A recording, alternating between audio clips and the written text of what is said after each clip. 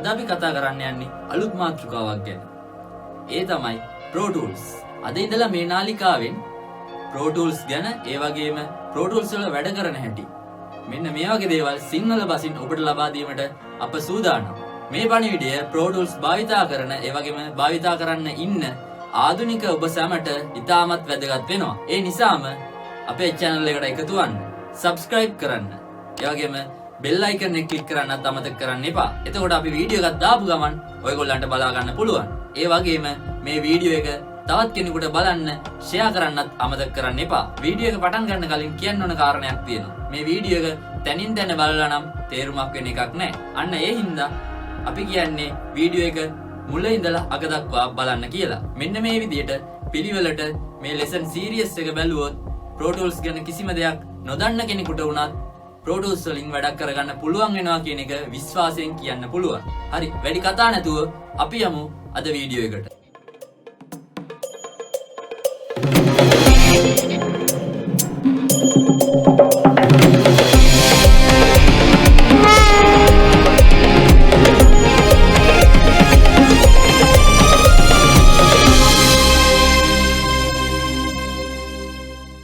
මොකක්ද මේ Pro Tools කියන්නේ? මොන වගේ දෙයක්ද? මේකෙන් මොනවද තියෙන ප්‍රයෝජන? මෙන්න මේ දේවල් ටික තමයි අද අපි කතා කරන්න යන්නේ. Pro Tools කියන්නේ අද ලෝකේ music සහ post production වලට වැඩියෙන්ම භාවිතා කරන DAW එකක්. මෙතනදී අපි post production කියලා ගත්තේ ෆිල්ම් එකක් එහෙම නැත්නම් මොකක් හරි වීඩියෝ එකක්.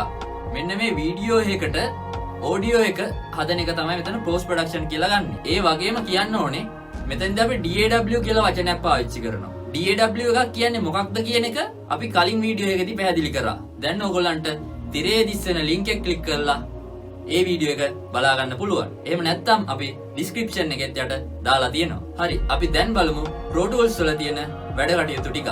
audio සහ MIDI කියන දේ රෙකෝඩ් කරන්න.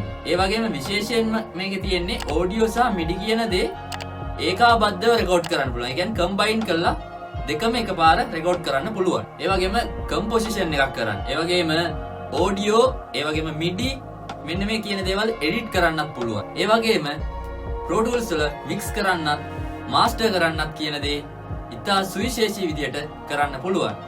අන්න ඒ හින්දා මේ Pro Tools කියන ඩෝ එක ශේත්‍රයේ ඉතාමත් ජනප්‍රිය වෙනවා. ඒත් එක්කම කියන්න ඕනේ Pro Tools desktop video සඳහාද support කරනවා. මෙන්න මේ කිව්ව කාරණාත් එක්ක user friendly interface එකක් තියෙන හින්දා music සහ post production කියන field දෙකේම අයට තමන්ගේ production වල සියලු වැඩ ලේසියෙන් සහ පහසුවෙන් එකම interface එක කරගන්න පුළුවන්. තුලාන්තයෙන්ම ගත්තොත් Pro Tools කියන්නේ multi track, ඒ වගේම software based. ඒ කියන්නේ software එකක් පදනම් කරගත්තු digital recording සහ editing system එකක්.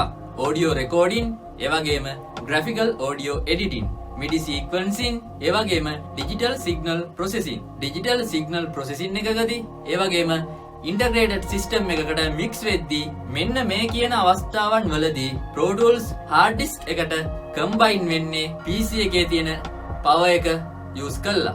Pro Tools වල තියෙන quick time සහ avid video files ඒකාබද්ධ කිරීමේ හැකියාව මත post production video editing සහ sound mixing කියන දේවල් සඳහා Pro Tools industry එකේ තේරීමක් ලෙස ස්ථාපිත වෙලා තියෙනවා.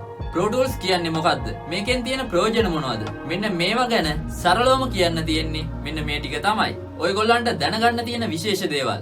ඒ වගේම මේ වීඩියෝ එක ගැන කියන්න තියෙන දේ, ඉදිරියට කතා කරන්න ඕනේ කියන දේ මොනවද කියලා පල්ලෙහා තියෙන comment section එකෙන් comment එකක් දාගෙන යන්න. Pro Tools වල තියෙන audio පැත්ත Pro Tools සිංහලෙන් episode 2 විදියට ඕගොල්ලන්ට ළඟදීම අරන් එනවා. එතෙක් අපහ රැඳී සිටින්න. subscribe කරන්න, share කරන්න. ඕගොල්ලන්ට මේ වීඩියෝ එක හොඳයි කියලා හිතෙනවා නම්, ඒ වගේම මෙවැනි වීඩියෝ අවශ්‍යයි කියලා හිතෙනවා නම් පල්ලෙහා තියෙන like button එක ඔබාගෙන යන්න. ඊළඟ වීඩියෝෙන් ඉක්මනටම හමු වෙමි බලාපොරොත්තු වෙමින් අදට අපි ඔබෙන් සමුගන්නවා. ඕගොල්ලන්ට සුබ දවසක්.